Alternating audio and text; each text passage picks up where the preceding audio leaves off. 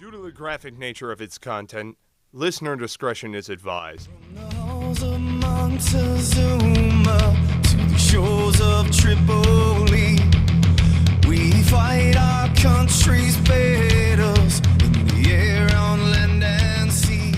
First to fight for On this episode of Cigars and Sea Stories, the Cigars and Sea Stories team sits down at various locations scattered throughout the United States of America because it's around Christmas time and it's holiday season to talk about Christmas and being deployed during the holidays and what that is like.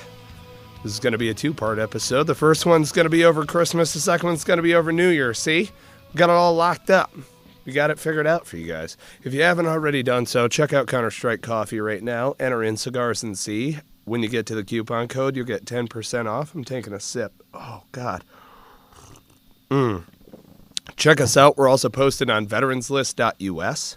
So if you haven't already checked us out, you can by all means go to veteranslist.us and look us up on there. Anytime you're looking for a reputable veteran business in your area, check out veteranslist.us. You'll be glad you did. Hey, gents, how we doing out there in Radio Land? You guys doing okay? Oh, yeah. Hello, Doing great. Marines. Hello, Marines. Sorry, I've been drinking CounterStrike coffee. Oh, man. This will put hair on your balls. I'm telling you right now. You throw some of that Galivia shit in there that Bennett brought over the other day. Espresso and CounterStrike. But, oh, I'm ready to go. I'm sorry. What'd you say, Sebastian?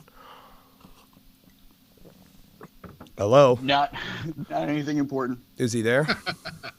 Is there a delay, or am I just a billion miles an hour right now?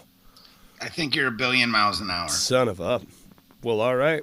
So which variety of Counter-Strike are you drinking? Right now, a little bit of napalm. No big whoop. Nice. Yep. Nice. Good buddy of mine sent some over my way. He was like, you know what? Here you go, man. I didn't know what else to get you for Christmas, so here. Thanks. He got us one of our... It works. He got us one of our sponsored... And I love CounterStrike Coffee, don't get me wrong, but he got us one of our sponsors for a gift. Yay! And use their discount code. Good looking out. If only Doc was swiping cards with First Data, it could have been a trifecta. I'm just saying. If there's any veteran business leaders who are out there right now and they're on a merchant roll through, their bank or whatever, they need to check out First Data and get in touch with us because they're one of our great affiliate partners. Anyhow, enough shameless plugging over here. I do love our sponsors, though. I'm not going to lie. Well, CounterStrike. All right, so what's awesome is that we use them all. We do, Absolutely. Yeah, man. Wouldn't promote them if we didn't like them. Yeah. Point. Hey, and a lot of people, they don't do that shit. They just see money and they do it. Yeah. But we actually were using all those products we before we even did this shit. And another one, by the way, cigarsandseastories.com/Onnit. That's ONNIT, Onnit, because I'm a big fan of Alpha Brain. Onnit is awesome stuff. It's like supplements plus supplements kind of a deal. It's like supplements on steroids. Is that a thing? Anyway, I like Alpha Brain. Keeps me sharp. If not a supplement, then yes. Right. Hey, listeners, if you haven't already done so, click subscribe. We're on iTunes, Stitcher, Player FM. Go ahead, hit it up for us. It is a Christmas special, so to speak. I want to get things moving here in regard to my first deployment, actually, our first, Jocelyn and I, deployment We'll stand by overseas. one real quick then, Uh-oh. because we got, because Why? What do you got? we got to sing a song. I don't think that we should subject our listeners to that. They didn't call in looking to get waterboarded. I don't know why we would sing Christmas carols. It would be the equivalent torture, First deployment for me was 05-06. It was cold over there in Hermati. The weather being what it was, so on. It felt, I don't want to say Christmassy, by any means, but you could tell that it was Christmas time. You know what I mean? Just because of the weather. We weren't on the other side of the world, on the southern hemisphere. Anyhow. But it was interesting. I remember sitting on post thinking to myself, is it snowing out there? That weird white shimmer coming across the sand and stuff. Maybe Santa swinging by. I hope that I don't hit him with the Mark 19. Weird shit like that. But For me, I mean, if he would call in beforehand, he would let us know that he was coming through our AO. but right? Son of Dude's a bitch. unprofessional. Exactly. No, I hate Santa unprofessional. every once in a while, he'd tell us that he was swinging through the AO. But no, the first deployment, I had friends and family who mailed over a box full of pre-wrapped, little presents that had, like socks or little trinkets, stuff like that, even Hot Wheels and stuff. And it was funny because my mom, she wrote a touching card and stuff, and I won't bore you with the gory details, but the idea is it's like, play Santa, because you know that it's going to suck. Like, Mom's like, we know that you're away, you're in combat over Christmas, this is going to suck, so at bare minimum, play Santa. So all of the Christmas presents I hid up above, and Jocelyn will know this, above, the head in the back right corner of the hooch, Jocelyn, where we used to stow extra gear and stuff. I had a box that was just hidden up there. No one knew what it was, and they were trickling in presents kind of leading up to Christmas. And then on Christmas Day, I donned a Santa hat and went running around in between Alpha's and Bravo's hooch and Sniper's hooch, doling out Christmas presents and making people, forcing them to enjoy Christmas. Like, it's Christmas, goddammit. I know that we're in combat, but fuck all that. Like, we're going to enjoy Christmas. And we did to whatever extent. And luckily, if memory serves me correct, we did not get hit, at least my platoon, on Christmas, which was good. So, and I don't remember being mortared on Christmas. Do you, Jocelyn? No. I do remember the Christmas trees that were up in the various hooches, adorned with spent 50 cal, 240, and Mark 19 casings, and a skull instead of an angel on top, or a star. Yeah, That's kind of cool. What kind of skull? A plastic one. It wasn't real. I wish it was real, but whatever. Oh. I know, right? Well, it's not as cool, but it's pretty cool. We put well, it wasn't our platoon. It was our Well, battalion. at least you didn't violate any laws of war. Well, at least not at that instance. Our Laws of battalion Christmas. put a Christmas laws tree of in the Christmas. median of Central. Do you remember that? And then they blew it up like the enemy just went out and set a bomb on it and blew it up. Do you remember that? Not really. I was in and out at that point because I was broken in the leg. Oh shit! That was around. Shortly after that, I got sent around the entire Iraq theater trying to catch the one orthopedic surgeon that they thought could handle the injury that I had. So my experience became quite different after that point, after New Year's. But it was after New before Year's. then, So when I did you was break your leg? heavily, December 4th or 5th. Damn. I did go out on several patrols because the tibia was not broken. It was just a fibula. So I thought I could just be a badass. Turned out I was not. Good Lord, man. Well, I mean, it's pretty hardcore, I have to say. But damn, son. 2 is Broken 1. leg. Gotta love it. 2 is 1. 1 Shit is happens. none. You got 2 bones down there. You're gonna be fucking fine. Well, so Right? so this is the big joke about life. They say you have 9 lives if you're a cat, and some people, I don't know, they relate to cats. Not me, but some people. But you only got 2 legs, right? So you can't spend a leg of life, right? Or else you're going to end up with no legs at some point. So you got to take care of the ones you got. Right, Jocelyn? Never mind. Yeah, well, I'm at full mobility. I found the orthopedic surgeon in Qatar, and he did his thing in the auxiliary classrooms that you used to have in elementary school. Oh my god. It was in one of those. Like a double wide trailer. Yeah, the mobile Like a homes. modular. Yeah. A modular surgery room. Oh. And then immediately after surgery, I ended up I was completely out of it, and they shot me up with Demerol, and then I ended up going to a USO event at which the chairman of the Joint Chiefs, Peter Pace, gave me, the drooling Marine that just got out of surgery. Right, I remember that. You were telling us that. Yeah, he coined me. He looks down and he shakes my hand. And he says, "Son, what happened?"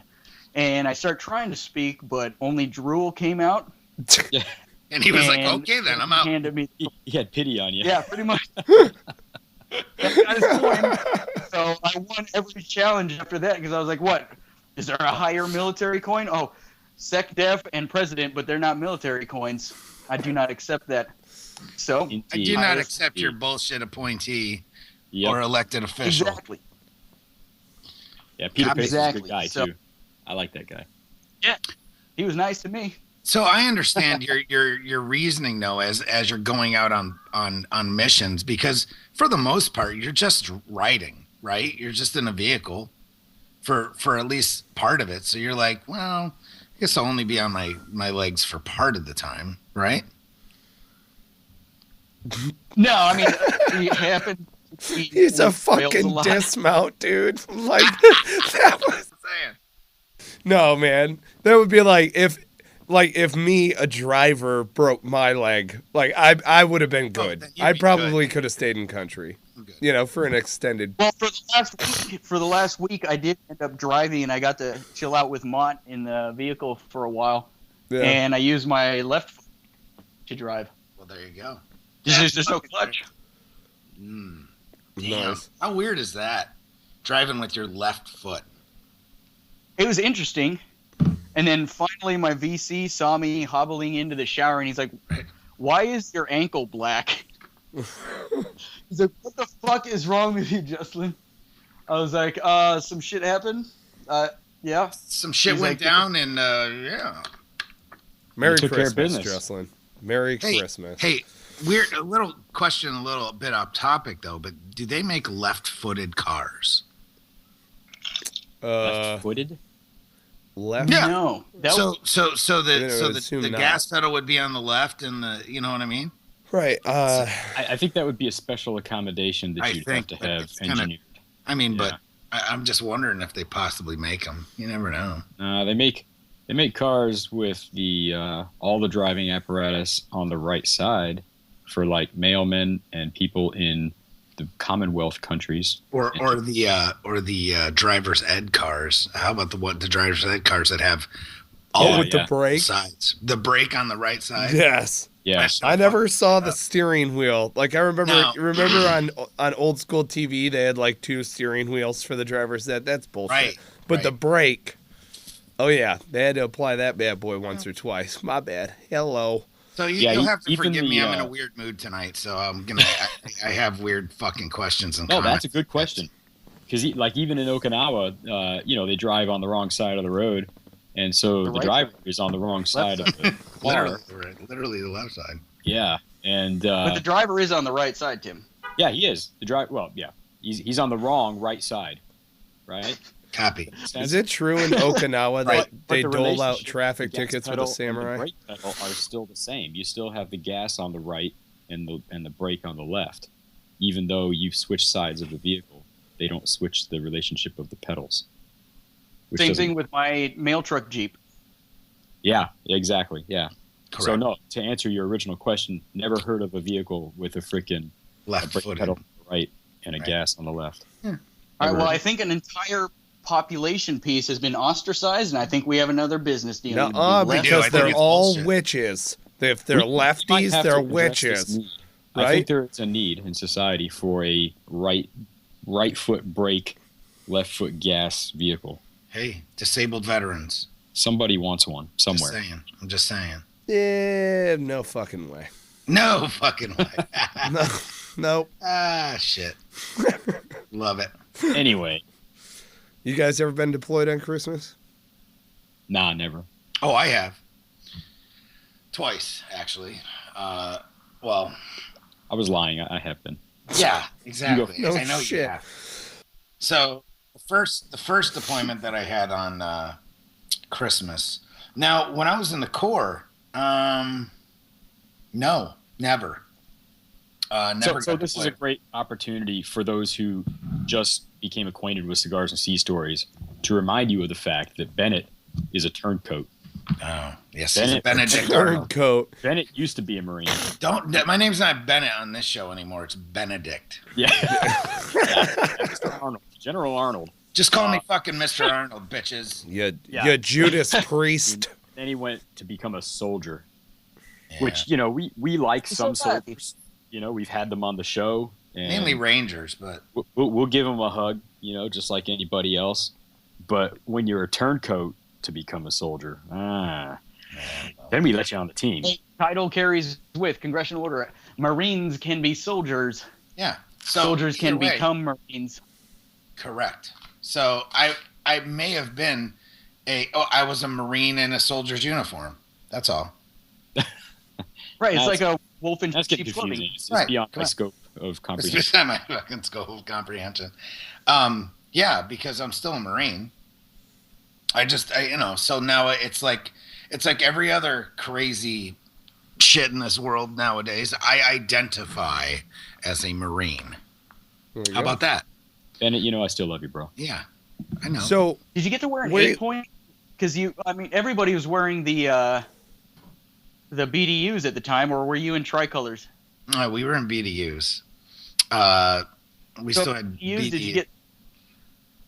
BDUs are it was tricolors. still the woodland. The woodland. It was all woodland at that time. And then because we got deployed to Egypt, we became part of the MFO mission at the end, like the last year and a half that I was in. I wore tricolor desert uniform. Chocolate chips. Did it? No, not the that's chocolate chip different. one, the other one. The tan tricolor. and pink and brown. Yeah. Yeah, tricolor. Yeah. I was just going to ask if any of you guys ever wore chocolate chips. Mm-mm. I did. No. Back Worst, in one the of the storm. worst uniforms ever. Back in the storm. In the desert storm. Right. The storm. Storm. So Yeah, where? the big exercise. Yeah, that was 91. Yeah. I was about to go. Well, I went to boot camp in 92. So just missed it. Missed it. Yeah. And I actually joined because of the first Gulf War. So it's a lot of guys joined because of 9/11. I joined because of the first Gulf War. That was one of my big influences. Plus, I just didn't want to go to fucking college. Right. So, I joined because of Beirut and Grenada. right. So you're fucking old. Even though you're only like 6 years older than me. You know the I real still reason say I you're joined? old because you're older. So Whatever. What's up? Anyway, the real reason I joined was to freaking go rescue our freaking POWs in Vietnam. Because we all thought that was still Global possible duty. back Right. then. Yep, like it was going to happen. Never happened. Still Never. pisses me off to this day. Yeah. Tremendous amount of guilt. You have no idea. Like people in that Cold War era before Desert Storm and all that shit. If they've got any backbone whatsoever, if they have any like sense of purpose why they joined other than like to get the education benefits and crap, that was kind of the big reason. I mean, there wasn't anything else going on in the world. It was all about, acquitting our guys who were forgotten and ignored and left behind, in Vietnam. Well, I remember that shit because there was a family member. He was like a great uncle who was MIA in Vietnam. So I remember like my family going through that shit, and this is, back, I think he went missing in like 71, something like that. Yeah. And I remember ever since I was little, like them talking about, I remember that type of shit. See, And this now is- he's actually on the Vietnam Memorial, but I don't These know these why. are the guys who I think of around this time of year. This is Right. one of the reasons. I don't want to say that I get down around Christmas, don't get me wrong, but I'm definitely conscientious of there are guys who are downrange right now, or guys who are like, hanging out in a hut right now. who can't come home on Christmas, which Yeah, definitely sucks. Yeah. So So at the end of the day, I never deployed on Christmas on while I was in the Corps, because most of my deployments in the Corps were just like 23-day stints. So they didn't have to pay you. Yeah, just shy of the 30 days. Right. So they didn't have anywhere from 23 to 30, anything from 23 to 28. Those seem to be the two good Right. numbers. And then because they 28, they don't have to give you the award either.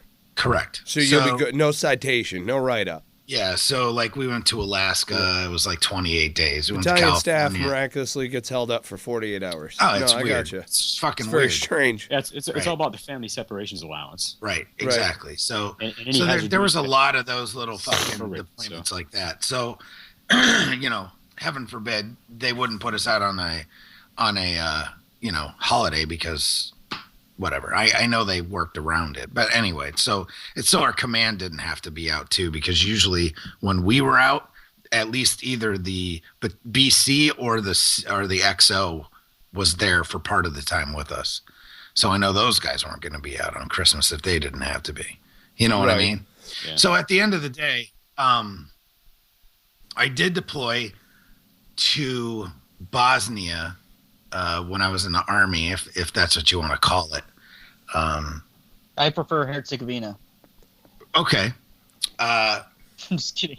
Bosnia and Why don't we just call it the former Herzegovina, Whatever. former Yugoslavia. And we were there. We got deployed there in 99. So 99 to 2000. So we were there for the Y2K freak out. Yeah. But we were overseas and we're like, well, what if, this was really before internet was huge. And we were able to use internet there, but it was so like I finally figured out Hotmail at that point. You know what I mean? Oh, so I was yeah. like, this is the coolest fucking thing ever, man. Right. I can talk to everybody through this shit. Holy shit. Holy shit, this is 90, and I mean, I had dabbled with PCs before that, but I never had an email account or anything like that until then. So that shit was hysterical.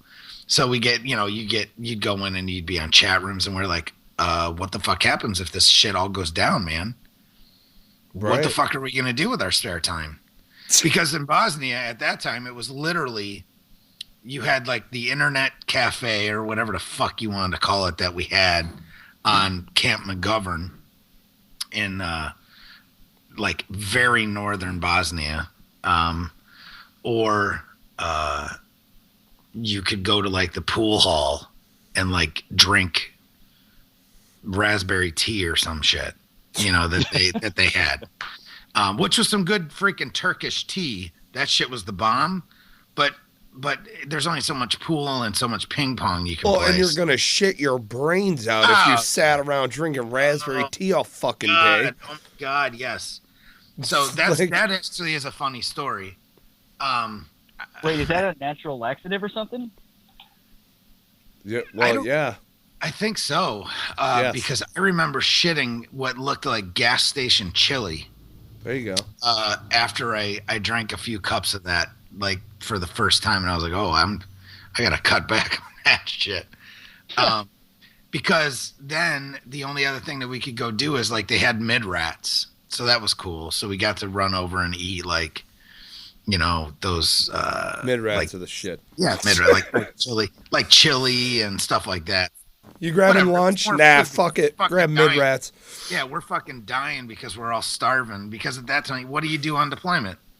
You run Lift. missions and then you lift weights. Right. That's it. Right. So we were like supplemented out like crazy town. We're all fucking taking, creatine and protein and every fucking pill under the sun that we could get our hands on. Good for you. So we're doing all that shit. And then Christmas Day, I remember Christmas Eve, we were we weren't on Camp McGovern for that. We had a remote site that we would rotate out to for 23 days at a time. 28 days at a time. So this was called Hill 722. So 722 meters up, right? So pretty freaking, it's like That's some nom shit. That's like an old school Vietnam designation or something. Yeah, man. But anyway, it was a cool freaking That place. makes me appreciate you even more. Actually, that picture, there's a picture that we have of me standing there with like a rifle slung across my back with a 203 on the rifle. And it's like, a big view behind it. That was from Hill 722, because literally on days when it was like really cloudy and stuff, you would see the cloud bank roll in real low, and we would look out. Well, we had sun up on top of the mountain, and when we would drive down to town, we'd drive through the cloud bank. It was pretty cool. Hell yeah. But literally, because there's all these mountains popped up all around, you could see these little mountains popped up above the clouds. So it looked like a sea of, little islands. Cloud. Yeah, it was freaking cool as shit. But anyway, Were you that's rolling in Civies or Humvees? Humvees. Okay. We had up armored Humvees at that time, as part of S4. I can't remember the rest of our designation, but Of course you did. we were in MND North, Multinational Division North, and it was us, the Poles, and the Swedes, and we were rolling deep up that jump. That shit was hysterical because the Swedish had that shit fucking made. The Poles shit wasn't that great, but the Swedes, man, they'd roll around in like these LAR looking or LAV looking things, Dude, right? I have so many Polish jokes bouncing around in my head, and then I'm picturing the Vatican guards like taking contact in the hills. Right. Like at the same time. right, like this is a fucking calamity. Okay? Contact left. Everybody pray the rosary. Right. So we had the Swedish The big guys, spears, though. not the Swedes. Oh, my bad. So Whoops. the Swedes, we had the Swedes, Now I'm and picturing what Jocelyn. used to get so pissed off because the Swedes could have goatees. Oh. So we're like, what the fuck? This is bullshit, man. Yeah, that's the thing. And they had a kick-ass PX on the Swedish base. So we used to go there as many times as possible. Plus their chow hall was pretty awesome too. And so we would get like European cigarettes and European porn and all kinds of shit.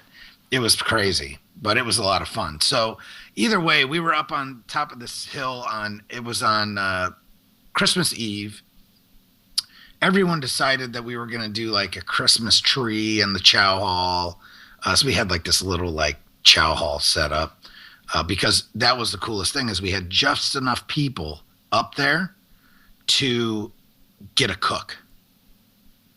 Oh, So nice. we actually had a cook and then a Bosnian, so an army cook, and then we had 2 Bosnian assistants.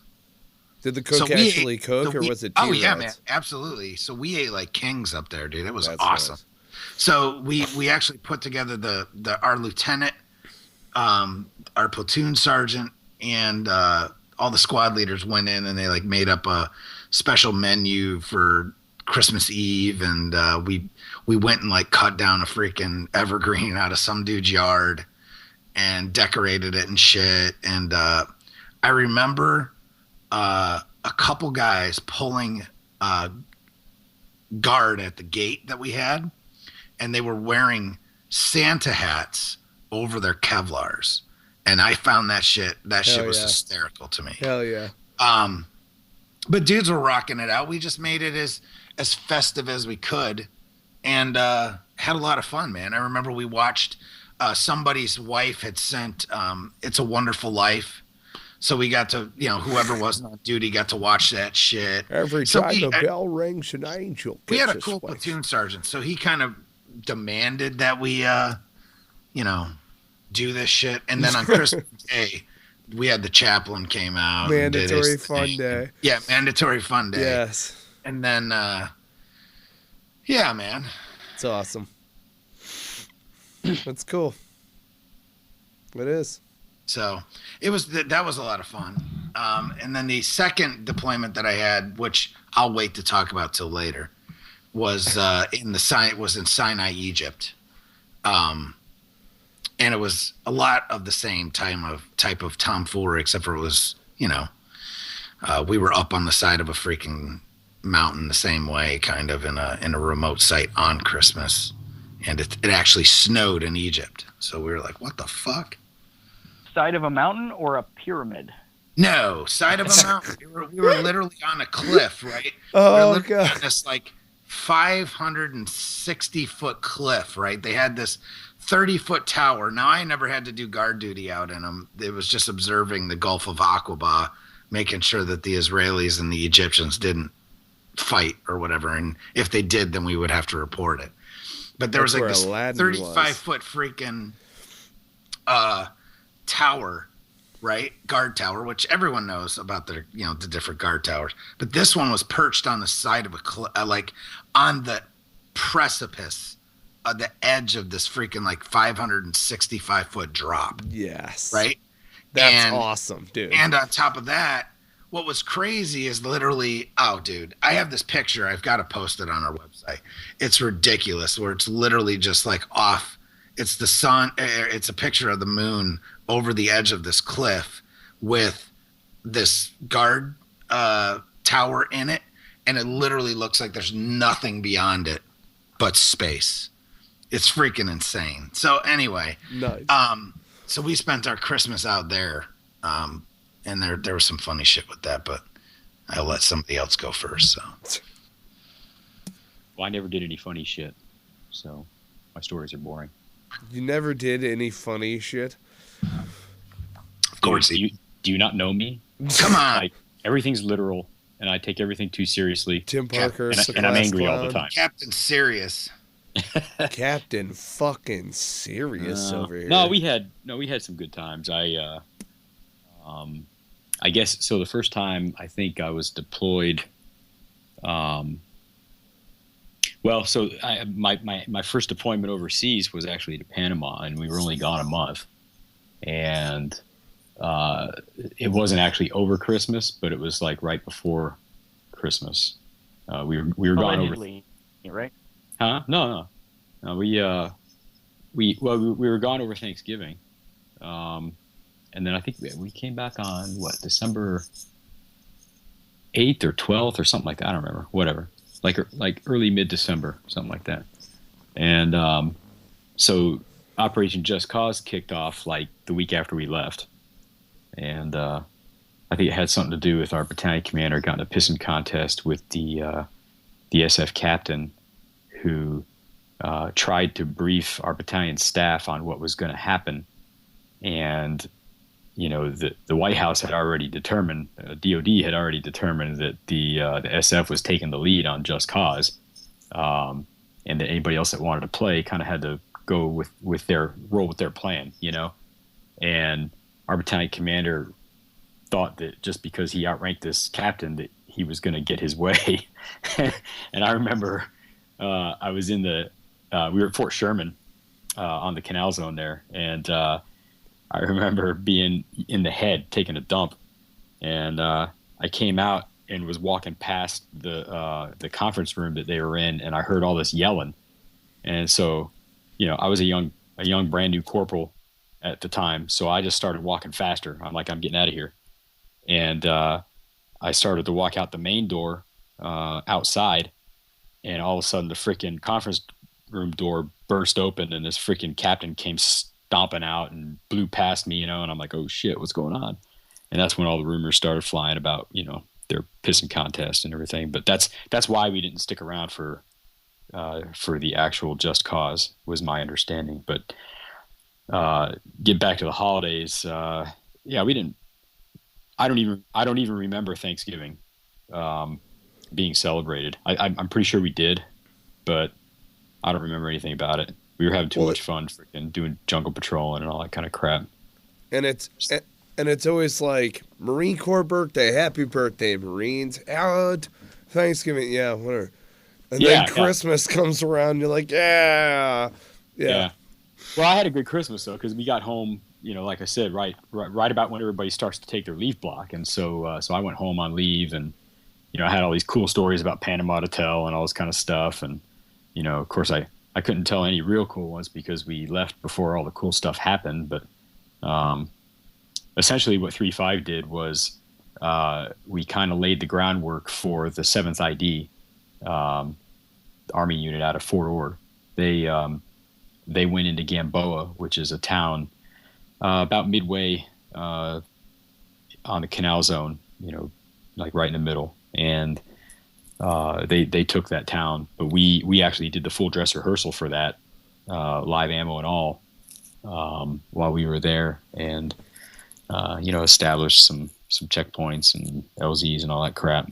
But it was interesting, scared up some stuff, and it was one of those, they called them sand fleet operations because they had us going out there, all armed to the hilt and looking for trouble on purpose, just to kind of try to stir stuff up. I mean, that was the whole intention, was to try to provoke something into happening.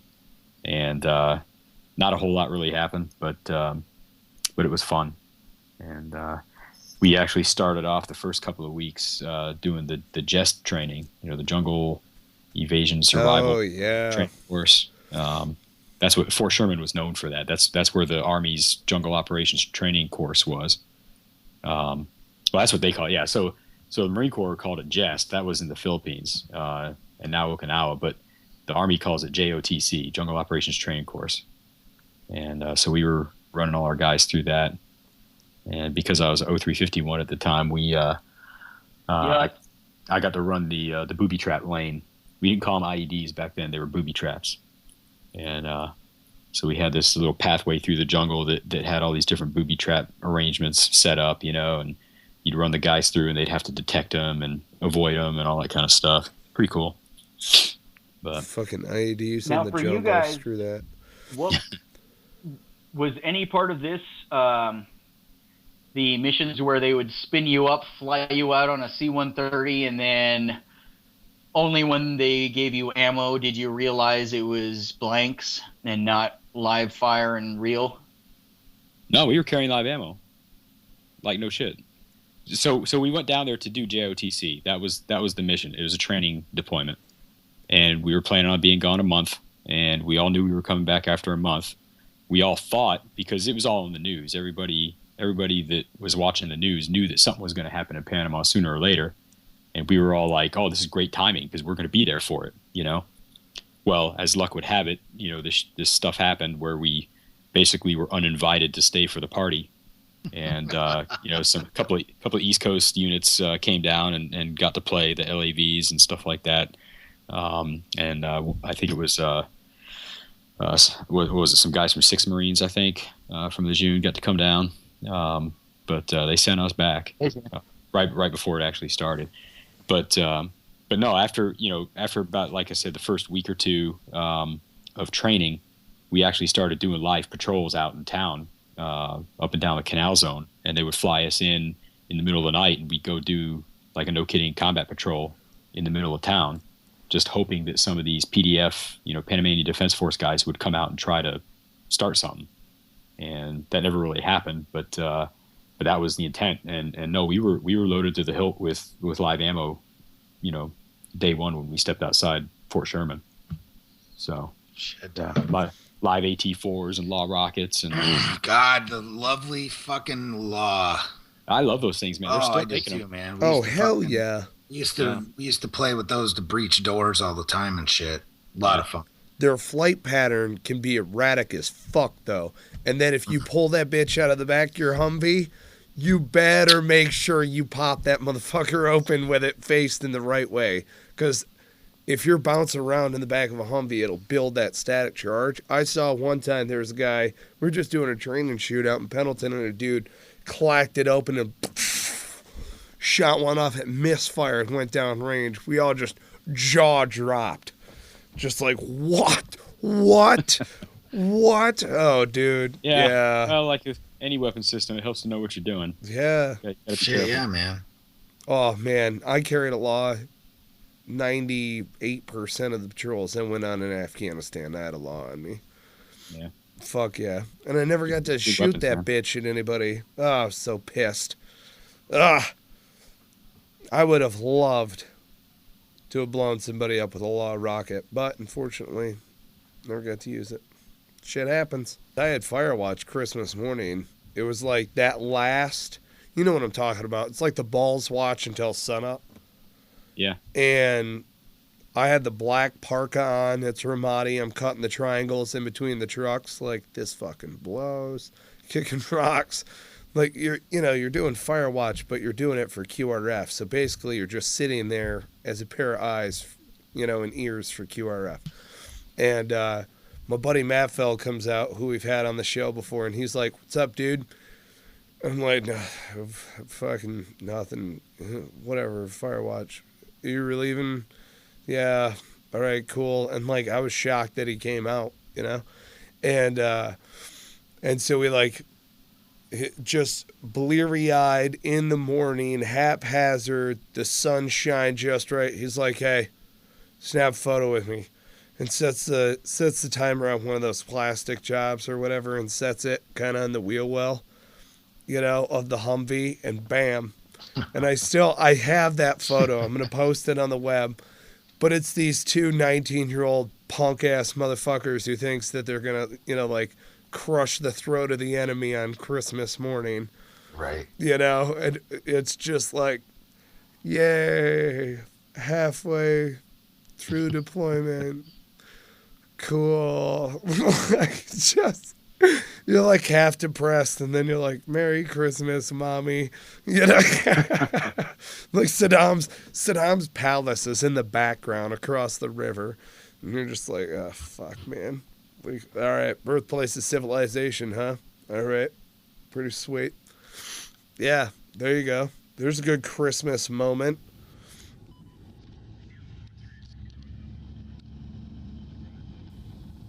Cigars and Sea Stories is proud to support and sling CounterStrike Coffee. CounterStrike Coffee, I want you to know, is meant to be drink black. Now, I myself love coffee. I'm a big coffee drinker. I went away from black coffee for a little while. Needed the cream and sugar when I was rocking it with the generic blend. CounterStrike Coffee brought me back into the fold in a huge, huge way. They do a great dark roast. I'm a big fan of napalm. That's my fave.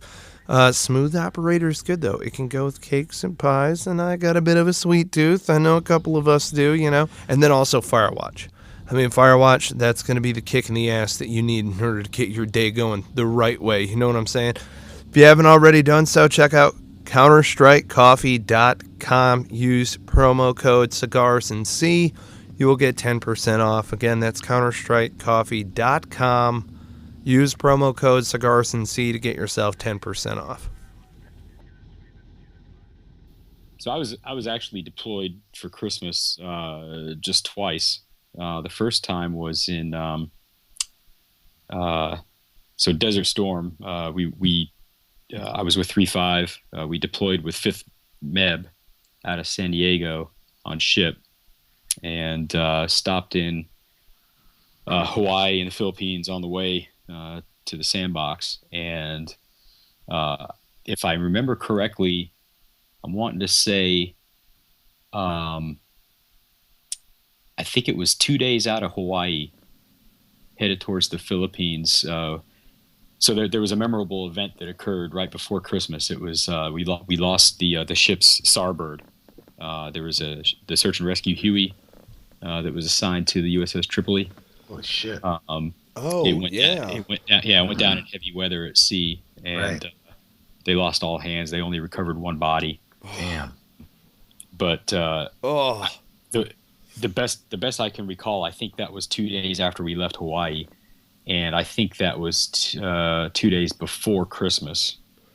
And so we were at sea on Christmas, and then when we got the PI, we were there for New Year's, and we left like the next day, like right after New Year's.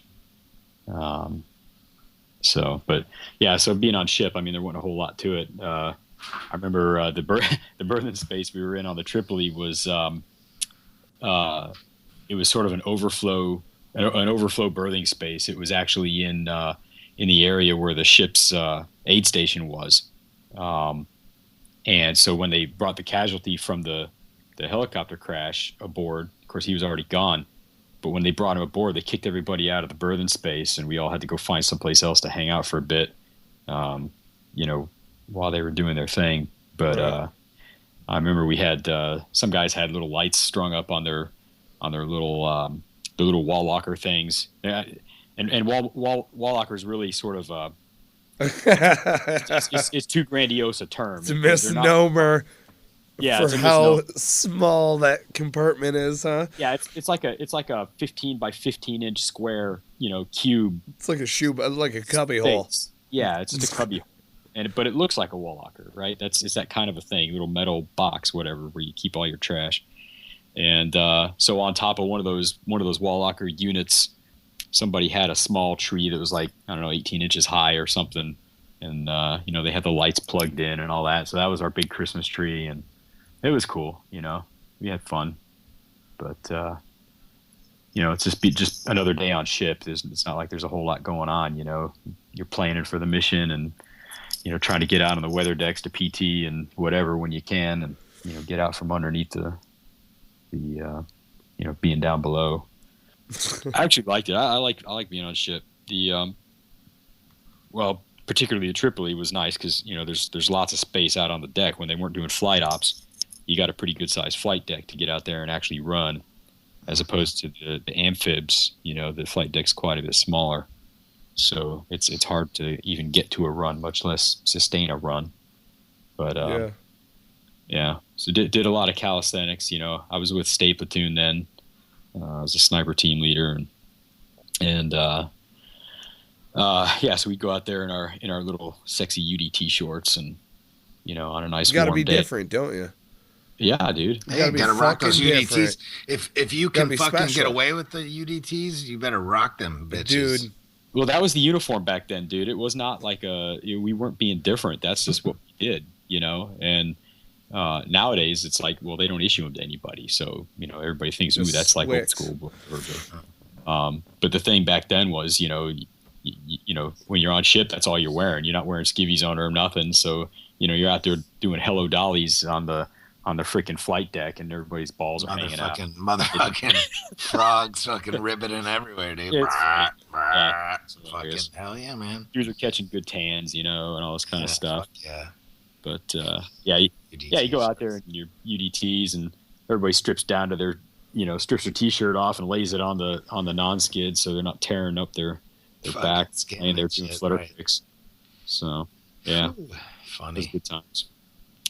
But the thought of being stuck on a ship in the middle of the fucking ocean makes my skin crawl.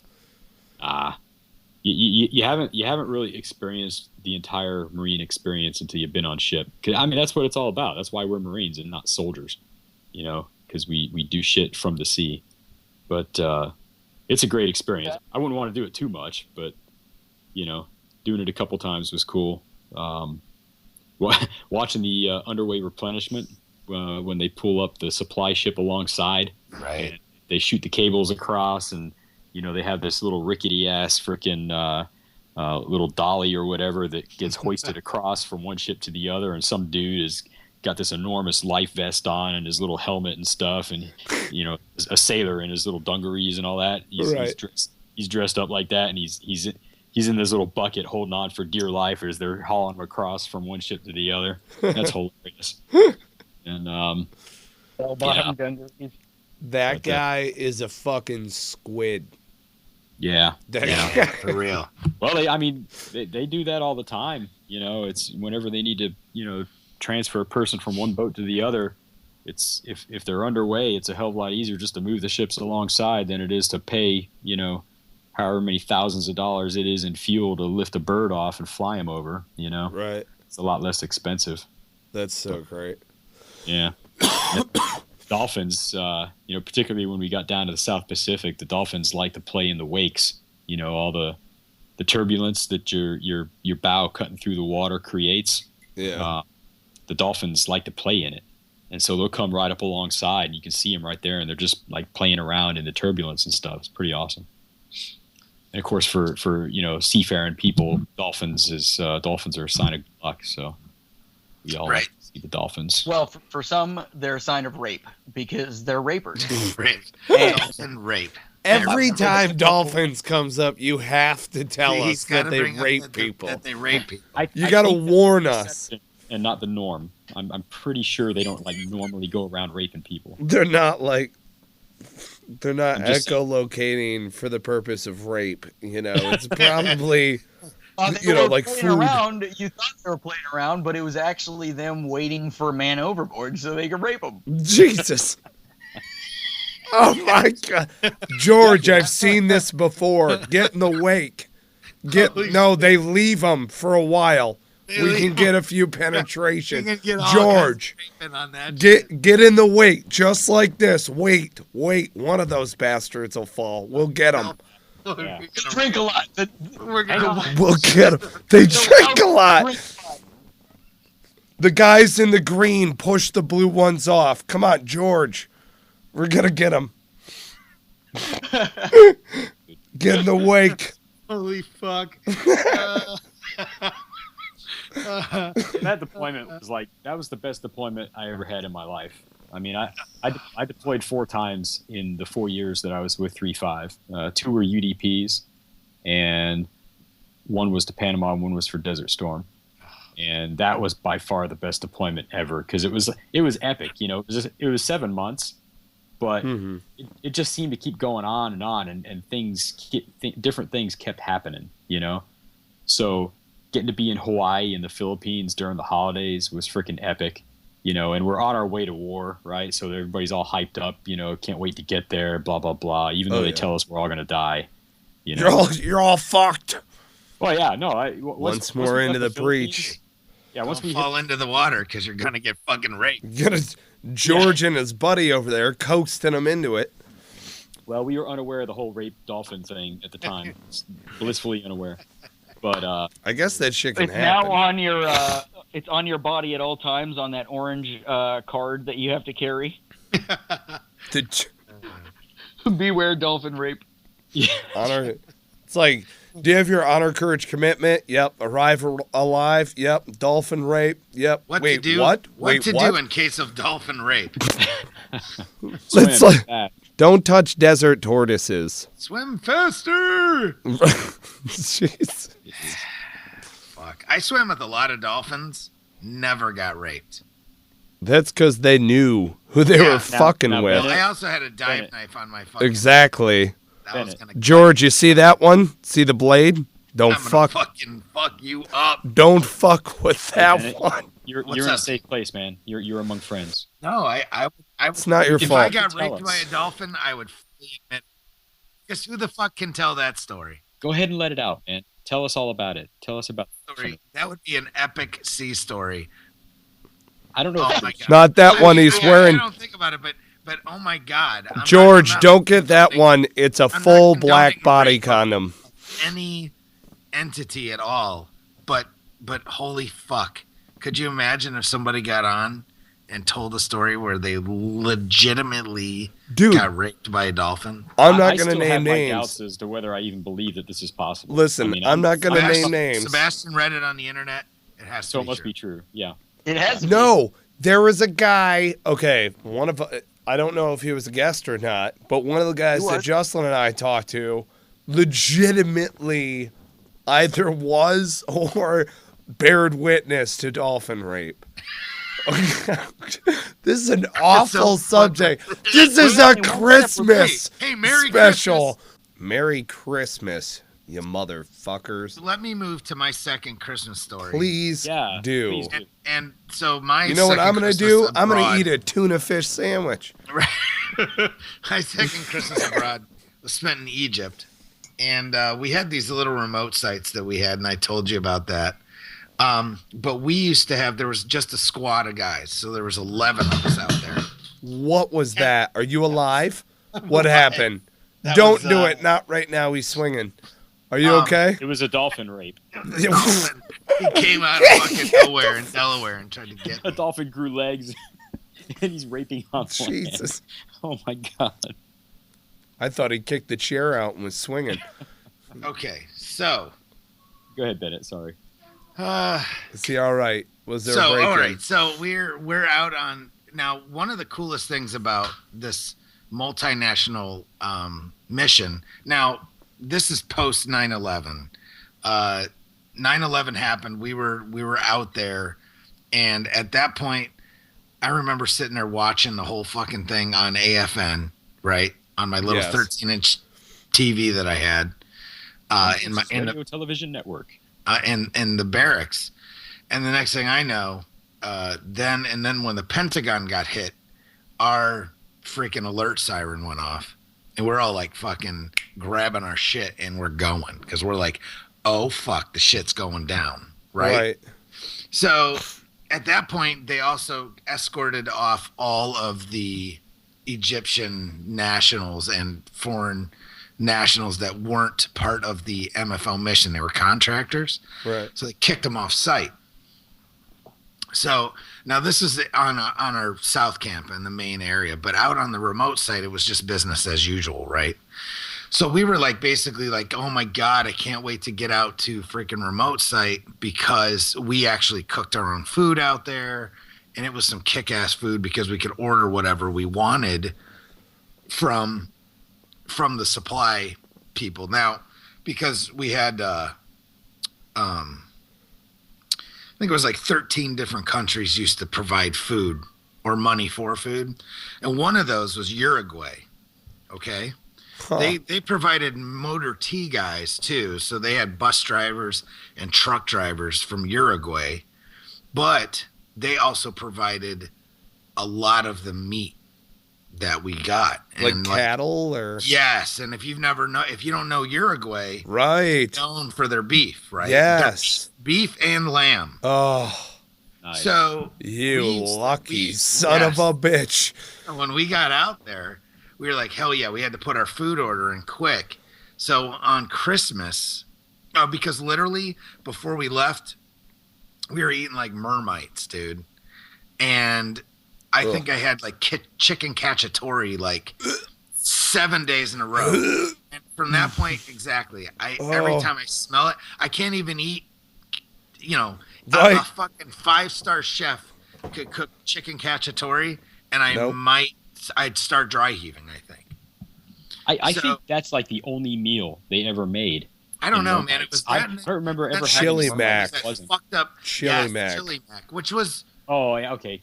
Yeah, I forgot about that. Which wasn't the worst, but it sucked. It still sucked. But then that Bites fucking weird omelet shit we had for the God. mornings, man, it was horrible. So after a week of that shit, we're like, thank God. So we got out there like the 18th or 19th of December. And we put in our food order, and I ordered these two. It was me and another guy that used to do the cooking. Because what would happen is I was one of the talk NCOs. So I would run from 6 a.m. to, we ran, what did we have? 4 8-hour shifts or whatever, 3 8-hour shifts. I don't even, the math. What is it? 3 8-hour shifts. So we had 3 8-hour shifts. It was me and two other NCOs. And I had the day shift from like 06 to whatever it was. And then a lot of times I would cook dinner.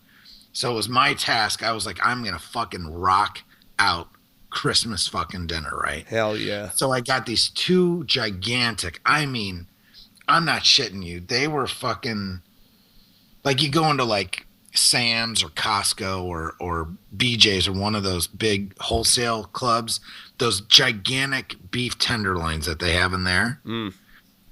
I had gotten a hold of two of those. Yeah, buddy. And I rubbed them down with different spices and shit, and I roasted all of them. And, when then you slice into them, that's filet mignon. That's it.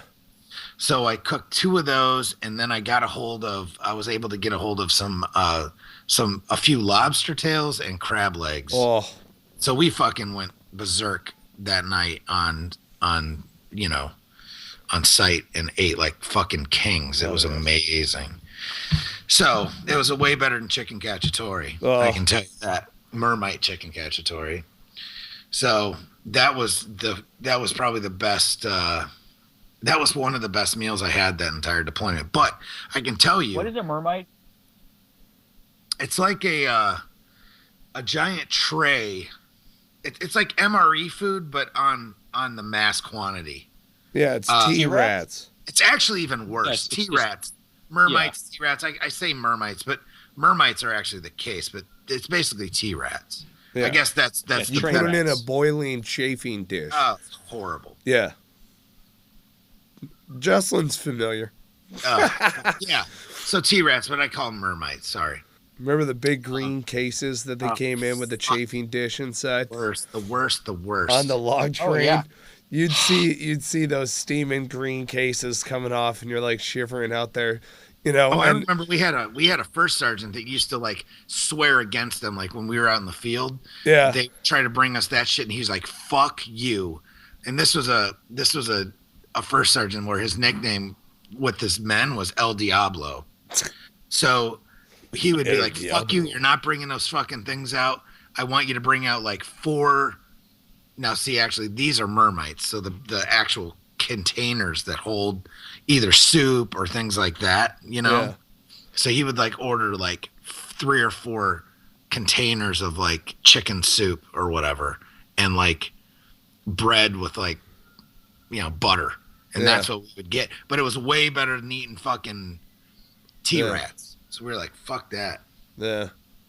But so we used to when we were in Egypt, we ate very fucking well, especially once they were allowed.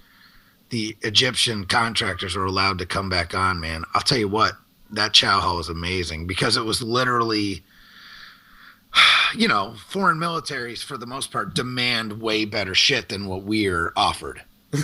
So at the end of the day, you had on South Camp alone, God. you had like 6 different, you know, contingents of different nationals. Yeah.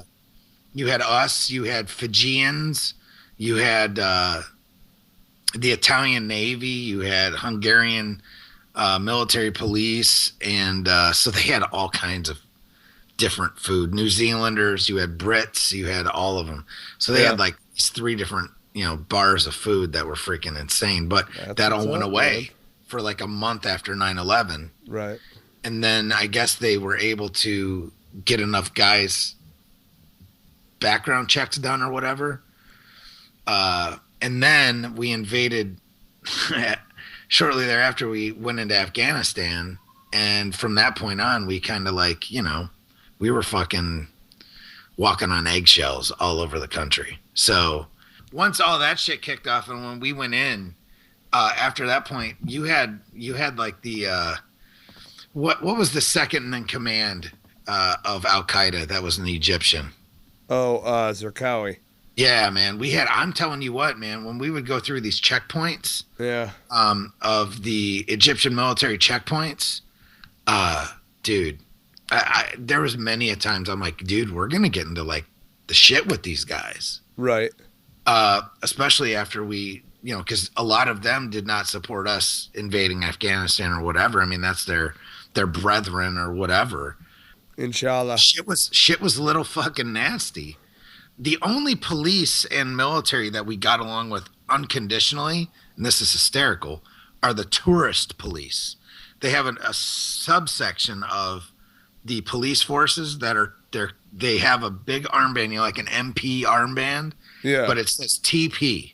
So it's for tourist police. Toilet paper. So like if you're up on like the Giza plateau around the mermaids and shit, or the mermaids, the freaking see, I'm thinking of dolphin rape. Mermaids, it's all mermaids, dolphins, whatever. Oh, So, God. They're the Giza, man version of mermaids. up on Giza with the freaking pyramids. There's Bennett and his O.P. on the side of a pyramid. Dude, I'm not shitting you. We were on Giza, and we just kept getting hounded by this fucking guy peddling trinkets, you know. And the dude's trying to make some money for his family. He looks like, you know, he looks so fucking poor. It's unbelievable. But we were like, no, fuck you. We don't want to buy what you're fucking selling, you know. Right. Period. Plus, I didn't have any cash on me. The whole thing. Right. So finally, we actually walked up to one of these tourist police guys, and they used to carry around it was a fucking nightstick basically, but it was like one of those long, like hickory stick looking fucking things. You could get like some a momentum swagger on that. stick. Right, man. Like you could get Like some the momentum on chain. that because the shit was like 3 Get foot some long, oomph on it. and you're gonna fucking and it was thin, so you could get some Oh. velocity, right? And Yeah. all of a sudden, dude, this guy's like, "Oh, this guy fuck with you," and that's exactly what he said. "Oh, this guy fuck with you," and we're like, "Yeah, man, we can't get him to leave us alone." Dude, he pulls that stick out, commences to kick the shit out of this guy right on the fucking right. You got a man beaten. You Mercifully beating this dude's ass. We're like, oh fuck.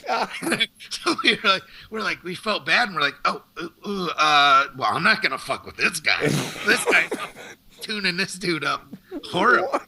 So we just turned around and fucking jetted. Oh man. Then we went back to once we got back that night, we were in Nama Bay just getting fucked up at this British expats bar in Nama Bay. It was fucking amazing. So after we were on lockdown for quite a while, but after that fucking deployment was like amazing because we could drink and everything. It was unbelievable. Everyone should have to do that shit at least once because it'll change the way that they look at deployment. But it sucked for a while, but only for about 2 months. So Yeah. Dude. We got 2 beers for the Marine Corps birthday one time overseas. Yay. Oh, there you go. Oh, I remember you told that story on the Marine Corps birthday. Mine were Guinness. I think so. Dude. Yeah. That's Who was Two the beers guy? on a Who steel was the beach. guy? I remember you guys telling the story. What's that? Who is the guy? I remember you guys telling that story, and wasn't like your platoon sergeant like an Irishman or something? No. What do you mean? I don't remember. When you got the beer on the Marine Corps birthday. Now, our platoon sergeant wasn't an Irishman, El Salvadorian, and No, but there was somebody. It because was- I remember it was you the guys telling brigade. Somebody was talking with an Irish accent. No, on the Yeah. Marine Corps birthday when we were together over in Hermati on the second tour, it was. I remember the brigade commander came in and he had 2 beers with us and gave us a hearty like happy birthday, blah blah blah. But Was also, it somebody that was from Boston? yes, okay, so that was That's what I'm thinking. Of. Yes, I know what you're talking about. That was not on deployment though. That was while we were in Laughlin, and my platoon okay, sergeant was like, "Give me your khakis." I'm like, "I'm Right. not wearing any khakis." Yeah, dude, that story of old boy with a stick reminds me of when we were in Hermati in the northwestern sector. You remember this near the hospital when school let out? This Yep. was on the second deployment. We threw a bunch of fucking candy out there and we didn't realize that school literally was letting out. Like gunners are up in the turret whipping, dum-dum bubble gum. And school is letting out, and just a shit ton of kids rush the trucks. And this headmaster has got a staff that's like all lacquered up and stuff like that. It is a beating stick to be able to hit a kid at a good 6 foot distance. This dude just starts windmilling this fucking stick in a crowd of school children, and we were the ones who baited him in with bubble gum. And I'm like, oh my god, this is a clusterfuck. And the dude just dude, it's like something out of a kung fu movie. He's taking out like 6 kids at a time and just swinging. Oh Sounds my like Gandalf god. the Grey in the freaking Lord of the Rings. Yes, exactly. I felt terrible. I think he thought like we were going to do something, but there was no way that he was going to take back a tide. It would be like Brad Pitt swinging a staff into a clusterfuck full of zombies in World War Z or some shit. I mean, these kids are like flooding past him and gripping handfuls of candy. They don't give a shit that they're about to catch a licking. literally they don't give a shit. They would jump into pools of shit Right. and grab And then candies grab that were candy. the wrapper and eat them. They're like, it's all good. So yeah, didn't give a shit at all. 5-second rule. It touched a little. It's got a fleck of shit on there. It's fine. You're gonna be fine. Bacteria? What? The wrapper's still on it. You're gonna. Yeah, they come back to the scene of the crime the next day and they find one that's been bacon in Oh, a pool of poop for 24 hours, and they're like, "Oh, still good. No worries." The wrapper protected it. I mean, their freaking constitution. They have straight up like penicillin running through their veins. dude, I've never seen degrees of filth like that before in some of the different alleyways and stuff we would find ourselves going down. You know, we're going like armpit deep in filth or whatever, like or Shit Creek Crossing. You look at it and you're just like, that's. You remember Star Wars Episode 4, right? You know what I'm talking about when they're down in the trash compactor or whatever? That doesn't even hold a fucking flame to how disgusting that filth swill water is. And be the guy who accidentally slips. Sometimes it happens to Mike Penny's. Oh, fuck off.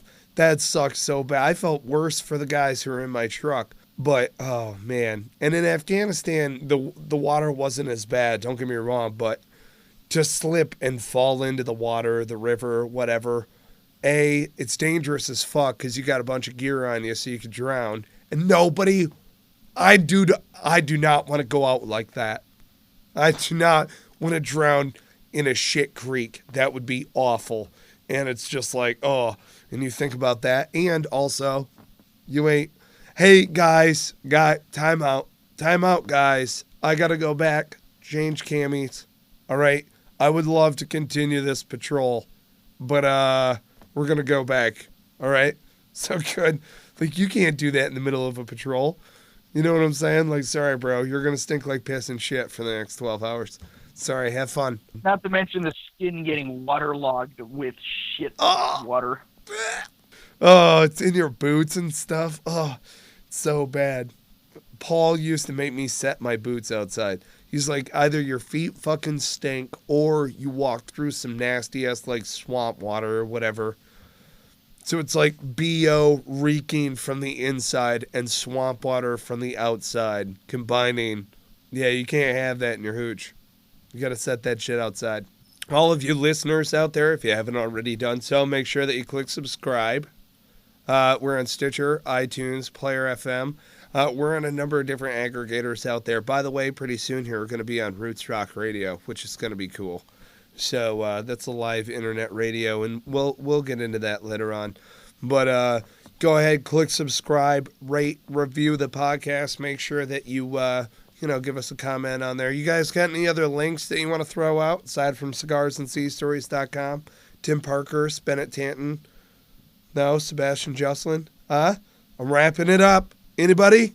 Well, if you're feeling generous, you can go to warriorhall.org and donate to the cause to help us build a volunteer network of combat veterans who want to help their fellow combat veterans in their own communities through peer support.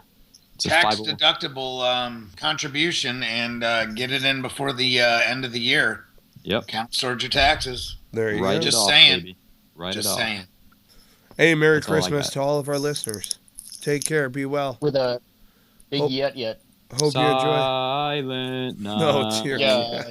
Oh, Oh, yeah. dear baby Jesus. oh, come all ye faithful. Oh, Jocelyn, cue the music.